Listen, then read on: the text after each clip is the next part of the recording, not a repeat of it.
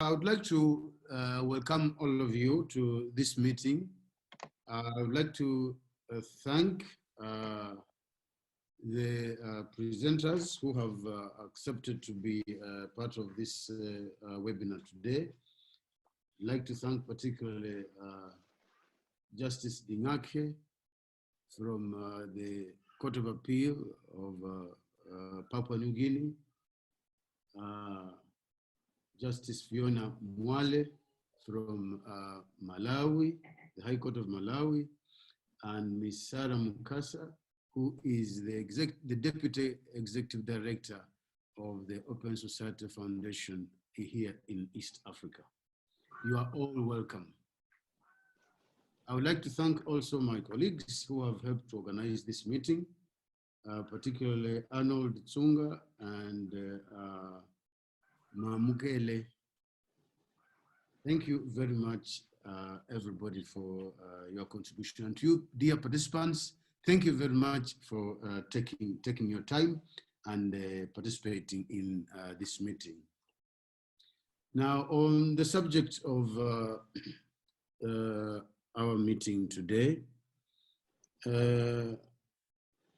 we are discussing the administration of justice in the context of COVID-19. In line with standard health practice and with the notable exceptions perhaps of Burundi and Rwanda, and Burundi and Tanzania, countries in Africa imposed lockdowns to slow the spread of coronavirus starting around March this year. Various types of emergency laws were invoked to justify this move. In some countries, there were disaster management laws, others, states of emergency laws, and in some, public health laws were used.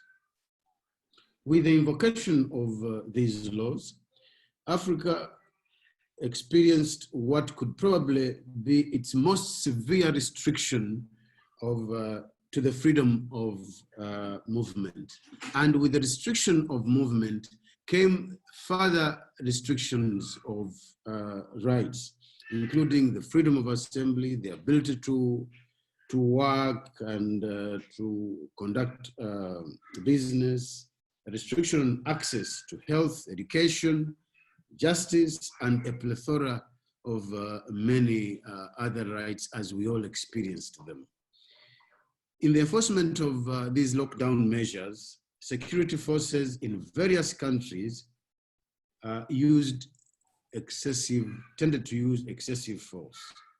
Many people were killed, others maimed, and many arrested.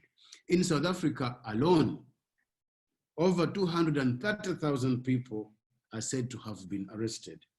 In Uganda, I heard the president asking the DPP to release 4,000 people that had been arrested in the process of enforcing those lockdown measures. The courts were limited to hearing urgent matters, bail, and filing new cases. Prisons were overcrowded as inmates that were due to be released could not be released, and yet the prisons were filling with new prisoners who were coming into those facilities as a result of the lockdown implementation or enforcement of the lockdown measures. The vulnerability of women to domestic violence increased. We know teenage pregnancies increased.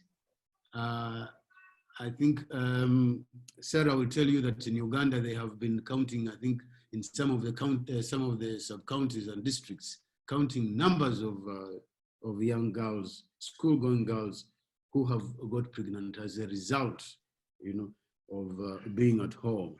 And cases of sexual assaults have also increased. The effect on socioeconomic rights, I think, which Sarah is going to talk to us about, also have been quite severe. And, this has also then brought to the fore and emphasized the inequalities in our societies. The effect on COVID on democracy has also been adverse. You know, in Ethiopia, we have had already elections postponed. In Somalia, they are also planning a postponement. In Uganda, I think there's an argument for postponing, but I think the government and the president are disinterested in a postponement. So there is a debate going on.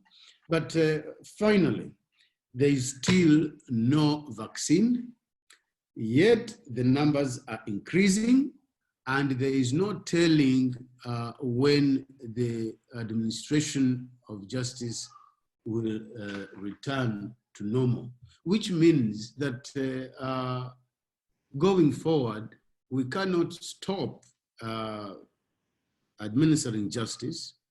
The processes must continue, but how do they do so in a safe way that does not endanger citizens? It does not fund the spread of COVID, yet at the same time, access to justice can still be realized by our people.